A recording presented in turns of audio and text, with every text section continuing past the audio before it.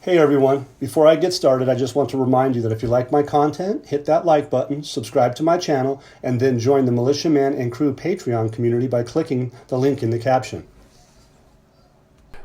Hey, good evening, everybody. Hope everybody's having a wonderful afternoon, Friday evening, wherever you might be in this time of the day. Look, we've had some really good information for the last week, and we all know that Al-Sudani has been knocking it dead. He's been in, the United States since Saturday of last week. Whether he's home or not is to be determined. Is he's coming home or not is to be determined. But obviously he's coming home. He's got some things that we know that in print that he is going to have a meeting with Turkey on Monday. So I'd like to think he's going to be rested up for that. But I do want to say that if you look at collectively that all of the deals that they've been talking about, all the names of all the different companies throughout the United States that have been showcased, they're some of the largest companies in the world, whether that's pharmaceuticals, petrochemicals, liquid natural gas, associated gas, energy, you name it, right? General Electric, solar, all these different things. They are a beacon. The partnership, they're focusing in on that. I mean, today there's an Atlantic Council meeting, and it's about an hour and a half. I think everybody should listen in to that because it's really important. Al-Sudani does a really bang-up job throughout the interviews and talks about all the different things. He talks about the partnerships. He talks about the deals. He talks about all of that stuff that he's done. And if you think about how he was treated and how he was accepted into the United States of America, it's going to be profound because we've never seen, as long as I've been involved in the Iraqi Dinar and related topics, we haven't seen a showcase in the manner throughout his session of attention to his being here. And kudos to Al-Sudani. He's a statesman, and his people appreciate him at home and abroad. And so all of the things that he's done collectively are going to be a reflection of where we are going into the future. And one of the things that he talks about today, we're going to get into. But before I do that, listen, hey, at our patreon.com/MM and Crew, you can come in and you can catch all of the things that I've talked about all this last week. You can just do a quick search, many things, or just scroll down for that matter. Just keep scrolling down. You're going to find all that stuff in the forum. And then when you jump into the Militiaman's chat room, where you're welcomed by Gigi, Samson, and Greg and others to come in and join some of the debate and some of the talk and some of the fun. Those are things that you can do and can get caught up. And if you're new and haven't been, that's a place to check it out. All of the things that we do talk about are one of the reasons why I think Militiaman and Crew have been so tight and so well together is because of integrity.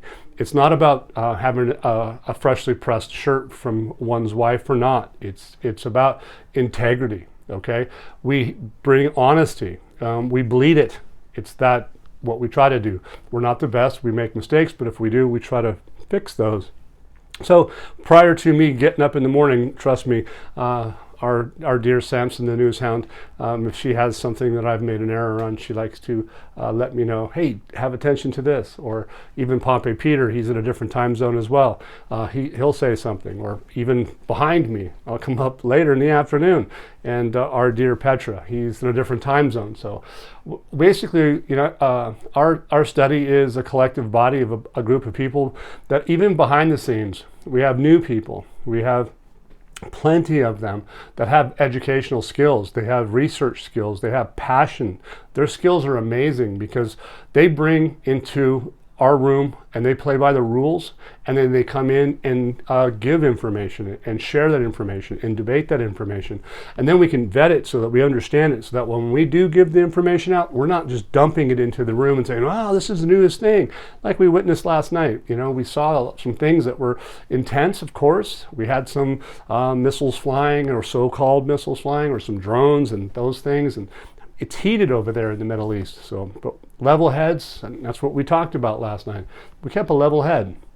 And ultimately today, I posted numerous articles that were all conflicting information about what level of attention that was happening in the Middle East between two different countries. And what we found is discrepancies and restraint. They calmed it down, and it seems to me that even after getting a hold of some people that are in the Saudi Arabia, have the ability to communicate through English and Arabic, okay, and have relationship to specific tribes in Iraq, and they're close relationships, right? So anyway, the theme in the Middle East is at this stage kind of a drama to them, and we're not really concerned about it as far as what Al-Sudani is doing. He's focused. I think the globe's focused in on the Development Road project is because it's going to impact so many different people. So it's going to impact the world, the region, the world, and he is delivering that. He's going to be revered into the future from what he's done so far. There's no reason to believe that it's not going to be something in a reverence for this particular man. He's been here since in his position since October of 2022, and he's just been very focused, and the citizens appreciate it, and they show it. They're loving, and even in our country here in the United States, people aren't saying I'm looking forward to changing my dinar into dollars. That's their mindset. They're not interested in buying dollars with their dinar. They're ready for it to go home, okay, to go back to their country, because they've been just somewhat displaced, and so they're looking at it on a level that is different than ours. And that's a powerful statement. You guys can go back through my last YouTube and see some of the comments. You're going to go, wow, Militiaman's not wrong. He says these people are really acting like that. So kudos to the gentleman that brought that to my attention this morning. It was nice, because as soon as I read it, I was like, perfect. That's really nice to hear, because that gives positivity to our investment, that we are not only the only ones that are watching this, but people here in the United States that are wealthy, educated. They get what Al-Sudani is doing. They get Al-Alaq, what he's doing. These guys have a project, and they talk about that today in the Atlantic Council. So if you haven't done it yet, sit down and listen and know what you own. Pay attention to the whole story. Listen to it all. Rewind, pay attention to it. It's going to be fascinating. You're going to enjoy it. And if you don't, well, have faith. And in the fact that Militiaman and crew have that integrity. And it's not all about iron shirts. Okay? Thank you. Al-Sudani, the Iraqi community, was in Michigan. Did you guys see that yesterday? He shows up, first off, he shows up to Washington, D.C., big motorcade. Heads over to the Pentagon the following day, big motorcade. Comes to Michigan, what do you have? Big motorcade. So the guy, he has the attention. Is there a big population of Iraqis and others in Michigan? Yes, there are. And they were there, and there's meetings, and you guys could see that in our forum. And so come in and check it out. But this particular article, it says the Prime Minister was in an interview with members of his own community and in an Islamic forum state. The government represents a component today based on a large political coalition, and in the program of people grouping hit to repercussions through optimism and satisfaction, which was accompanied by security and political stability, which are factors that pushed us to proceed with work and provide services, and within a new economic and investment policy, along with the basic economic reforms. Basically, Al-Sudani is saying to them that we've done these things. What has he also done? He's pursued a foreign policy that was balanced to make Iraq a point of security in accordance with the principles of Interters, which is organization. Economic partnerships, so that the Development Road project came to embrace stability in Iraq. So he's telling the folks in Michigan that he's done these things. And it's really kind of powerful to know that, is because what is he looking for? He's looking for a very large population of people, a very wealthy population to be fair, that are very centric to their beliefs and their homeland. But they are here in the United States. And I think he's kind of courting them to come home, or at least for maybe their younger generation to come home that are educated and are talented and skilled, that they have opportunity at home. And so that's not necessarily a bad thing. A little bit of patriotism goes a long way. You know, Iraq first. Is there anything wrong with that? Not in my view. If that is that okay in Mexico? Mexico first? Well, why not? It's something that all citizens should be patriotic to their homeland. And same with America, by the way. Okay, there's nothing wrong with making America great again, or making it the same. So, anyway, the process of recovering and taking leading positions, which is polarizing, at the work of companies, which represents a guarantee for the stability of the region. So he's talking about bringing back companies, making them a beacon or a stability for the region. They go on to say that the international coalition, whose justifications for the existence have ended today. So that why is this important is because they have the security and the stability that the coalition forces and the coalition community brought to the country. And now that they have that security and stability, it's time for them to move into that bilateral relationship. And you'll see in that Atlantic councils talking about bilateral relations. And you'll hear it from some very powerful people that have a lot of experience in all of this.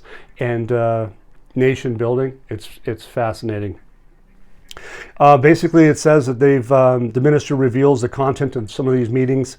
Representatives from the American companies resulted in cooperation with investment opportunities that have been offered in oil, gas, petrochemicals, and stressing the government's keenness to take care of all the affairs of the community, Iraq's community. Through its directives to the ambassadors and the Ministry of Foreign Affairs that will take care of those interests in affairs. So they're talking to the people that are in Michigan, remember? They're telling them that we can take care of you, we will take care of you, and if you need help, we have the ability through our Ministry of Foreign Affairs to help you do that. And that's a very good thing, very good sign, especially from those that understand the business side of things, because it's actually both sides. Remember they said organization, the interpreter, they said organization, private, public sectors, that's where they're headed with this. Basically, Al-Sudani seems to have reassured the people reassured them from his results, of his achievements. This was a year of achievements, or last year. Either way, bottom line is Al-Sudani's tenure to this point has been about achievements. He's trying to bring his people together with the business and the organizations to cooperate with each other. Iraq is basically taking her position in the region and the world back again through what? The Development Road Project. It's a key component of the government's program. Those in the room today, I'm assuming what they if they had felt should have, they should have been able to see the deals on the table with Al-Sudani. They should be able to see the big names of the American companies. The big names, we've already heard the big names in Europe, Total. Now you're hearing GE, Honeywell, Hanwell, Hughes Baker, on and on. So what do they do? Well, these guys have the facilities in place to help them when needed. The people have the facilities through the foreign ministry to have what they need to get back home, or what they need to do in country here to invest in their own country. It's a bright future. The achievements that the statesman Al-Sudani has shown everybody is just flat out phenomenal. Anything other than kudos to him is a disservice. Al-Sudani article says Iraq is witnessing a new reality today in the private sector.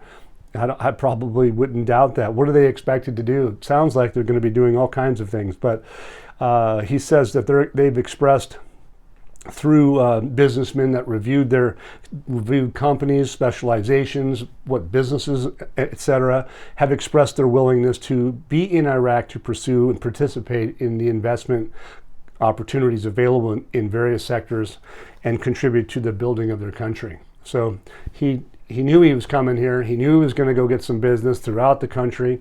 And why? He brought something with him. What was that? He must have brought something. They told him he could come here back in September of 2023 to the UN Assembly meeting. On what grounds? On good faith. This time, different story. I think he brought with them the reality of why they can write contracts, why they can do memorandums of understanding, why they can do these business deals. He brought something with them and probably showed them. They're probably under non-disclosure agreements, which they can't expose. Many public companies, if you have inside information, you can't expose that information. Just like Vernova, for instance, in GE. Nobody knew about Vernova before they did that split. Nobody talked about that. At least I didn't know about it. I found it. It's fascinating. But a lot of people are going to make some money. Why? Because GE and Vernova are going to do some big business. I think it's $1.4 billion contract. Think about that. If you had a penny stock or an IPO and they were all of a sudden going to come up with a business plan that you didn't know about, and all of a sudden, or you just coincidentally owned stock, that they did a split, wow, it's benefit. How cool is that? That's what happened. That's what's happening. Iraq's going to probably have more of those things. So people wanting to invest, I would say, look for some professional advice, because you're probably going to be catered to. So check it out. What is it doing here? It says the minister urged businessmen to seize available investment opportunities, because what? They have production lines, they got industrial sectors. They're talking about projects in the fields of pharmaceutical industries, housing sector. They're pointing out that they're establishing new residential cities, which include the constructions of tens of thousands of units. The job opportunities for the young people and the revitalization of the country sector and dozens of related professions are going to be off the charts. So, Iraqi development funds involved. What did they do? They provided sovereign guarantees to the private sector. These things are buzzwords for big business, for the accounting and auditors. They all know that what these things mean. Those are benefits. These guys are knocking it out of the park. And how long is this going to last? It's going to be for years to come. All of this has been done on Al-Sudani's watch in about 1.5 years, maybe a little bit more than that. But the guy is... he's steadfast on doing the development road project, which, by the way, is going to be even more so in the news on Monday, in my view. Whether it shows in the news that way or not is to be determined. But one of the key people that's got something to offer Iraq, it's water, it's in Turkey. They're supposed to be meeting on Monday. So we don't know when Al-Sudani is going to get home. He could be home right now. But hey, security purposes, let's just let that be. But let's see what happens if he has that meeting on Monday with Erdogan. This article says hundreds of American companies have expressed their desire to explore the Iraqi market, so we already know that. We can say that not a day goes by without there being talk about gas investment on the American side and their readiness to support Iraq. They mentioned a list that I went over the other day. I didn't go through every one of the companies, but Mack Truck, for instance, doesn't sound like a whole lot. They've been around the United States for, I don't know, as long as trucks have been around almost. But the truck factory is looking to, or the manufacturer Mack is building a factory to build trucks in Iraq. Well, all that port container ships coming into Iraq, moving into Europe, they're going to need trucks. What a perfect opportunity, right? So they've basically attracted hundreds of companies, and they know that they've got quality. Look at the names, the quality. That's what Iraq's looking for. Quality, and America's looking to establish themselves, along with other countries from other parts of the world. Italy, Europe, China, Korea, everybody, right? It doesn't matter. All over the world, people are going to flock, and business is going to thrive. The reports from various auditing sources. Let's see. Iraq says U.S. is to form a team to address sanctions on Iraqi banks, and so we knew that they had some banks that were sanctioned. So it sounds like the United States Treasury has gotten with Al-Alaq and the country to do what? Maybe lessen some sanctions, or work out the details on getting some of the banks back in line, or all of them back in line. But the point is that they're going to need those banks for liquidity purposes, in my view, and I think they've worked some of that stuff out, but they haven't quite exposed it yet. In this particular article, it says Federal Reserve Bank, the U.S. Treasury conducted a review and reports from various auditing sources to identify the nature of each violation of the banks and to determine the corrective action required for the banks to be in a sound and proper condition. So they want them to be sound and proper. The CBI governor, Central Bank of Iraq, which is Al-Lak, is a part of a delegation with Washington, D.C., headed by the Prime Minister Al-Sudani, in what marks his first official visit, as we all know, as U.S. Prime Minister of Iraq since arriving on last Saturday. They met with high-level American officials, of course, including the United States President. They also met with a member of the Iraqi parliament, and they were talking about what? Sanctions trying to be lifted. It says back in March of this year, which is just last month, Al-Lak stated that the U.S. has agreed to review these sanctions on Iraqi banks, adding in the future that similar punitive measures will be taken in consultation with Baghdad. So in other words, we have an agreement to that effect if in fact there's going to be more sanctions, that Al-Lak, the central bank, will know about it in advance prior to happening so that maybe they can have it resolved as a mediator, if you will. So in last, we have a little bit of a lengthy article that has some significant information in it, and we're going to get to a little bit of the meat and potatoes that came from the interview, and there's going to be another interview with Al-Lak coming up, I think, Sunday this weekend at 11 p.m. Baghdad time. 11 p.m. Baghdad time. The governor of the Central Bank of Iraq speaks to Al-Hurra about restructuring the country's banks. Governor of the Central Bank, Ali Al-Lak, reveals the priorities of the Iraqi banking sector. He says that in an interview that they have begun the process of restructuring Iraqi banks. There's a broad plan to reform the banks by attracting strategic partners to modernize the Iraqi banking system. Al-Lak has confirmed that there's investigations are continuing regarding the work of the violating Iraqi banks. He's noted that the formation of a committee for the U.S. Treasury Department and the Federal Reserve Bank to correct the violations of these sanctioned banks. So we've gone over that a little bit. It says the full interview will be broadcast as part of the Iraqi program on Al-Hurra Iraq channel Sunday at 11 p.m. Baghdad. Interesting time frame. 11 p.m. Baghdad. If you back that out and come up to where we are, it's really close to when the Forex market opens. Somewhere really close. He points out that American company has been assigned to audit the work for these banks. So they've got a professional, highly qualified bank or auditing firm to do so. And I think they gave us an example of like 13 different ones that are in around the world that are involved with Iraq. It doesn't say really specifically which one it is, but it doesn't make much difference. I think if it's going to be under the guise of the United States Treasury and the Federal Reserve, it'll be up to the international standards. It goes on to say that Al-Lak states that the government delegation visiting Washington agreed to discuss the file of these banks that were punished by the Treasury and were deprived of dealing in dollars, adding that this visit indicates his country's connection to the United States financially and economically. That's pretty powerful, isn't it not? They're basically stating that the Central Bank of Iraq is connected to the United States financially and economically.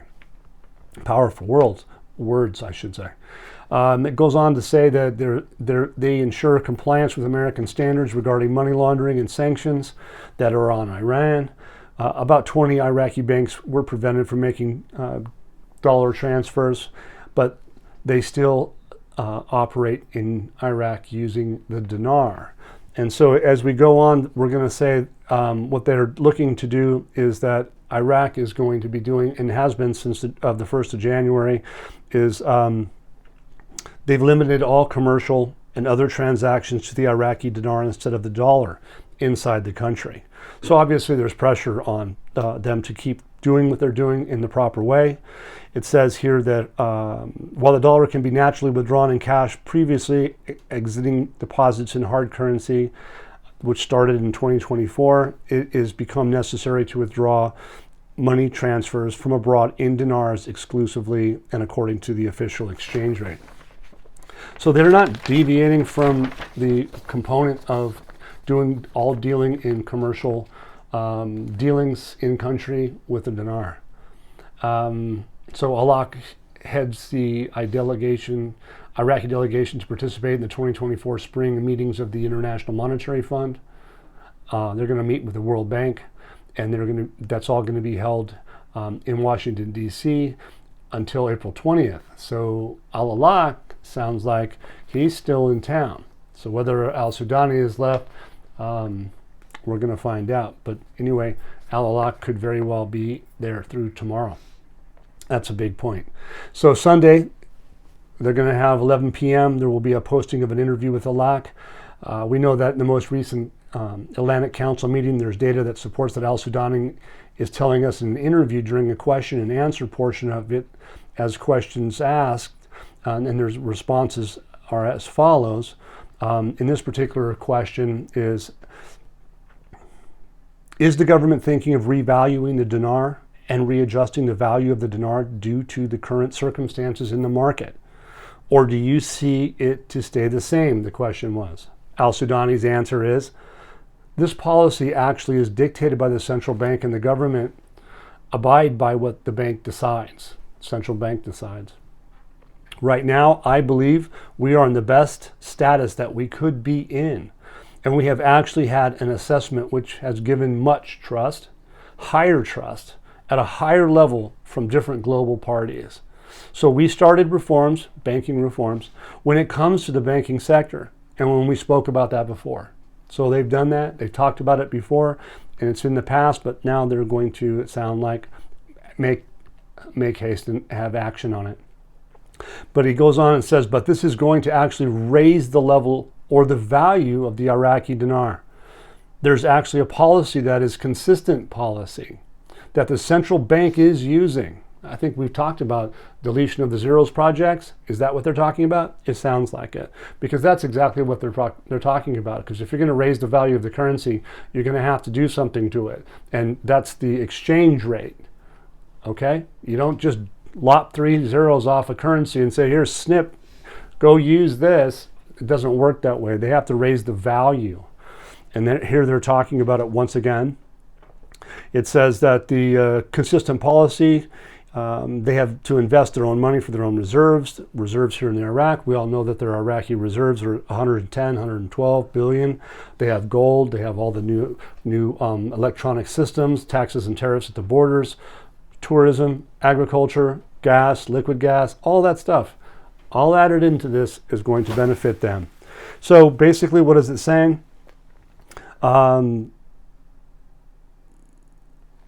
They're going to raise, it says, what does it say? It says they're going to actually raise the level or the value of the Iraqi dinar. That is really powerful. So anyway, during this session, you guys, there's another thing that was fascinating, that Al-Sudani stops and cuts it off after this little snippet and goes on to some stressful stuff that unfortunately was about some dire aspect to some family members in a different country.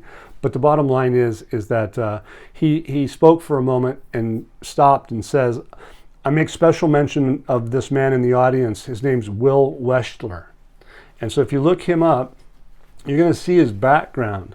And in Patreon, I have a link for that counsel, his credentials, what his background is. I think it's fascinating that if you want to know your investment, man, you need to go in and see that stuff, or at least do it on your own. You can look his name up, Will Weschler. Okay, it's easy for you to do. But basically, what I'm getting at here with this level of communication and trust in Iraq today, at this higher level now, with all the global parties, Iraq has allowed to start their banking reforms, and they're moving forward with it, and we're watching it all come to fruition. By them raising the value of their currency, which they're speaking of, is phenomenal. We haven't heard this out of Al-Sudani, his translator. I've had people look over it and translate it. You guys can do the same. Please do and enjoy. But basically what we're seeing is that the central bank is using terms that are just flat out awesome. So is Al-Sudani. They're talking about doing the things that they said they were going to do, and they are doing it. So enjoy. Thank you guys for being with me this Friday afternoon, and enjoy your weekend. And please feel free, hit that like button if you like our content to help us keep it going. We have the Venmo, PayPal, and Zelle to help you guys help us. So thank you very much. Enjoy your afternoon, evening. Once again, guys, don't forget to hit that like button if you like this content, subscribe to the channel, or join us at the Militia Man and Crew Patreon community for even more exclusive content. You can also donate to this channel by hitting the links in the banner to help keep this page up and running. Your generous support is greatly appreciated, as always. Much, much appreciated. Thank you so much and have a great day.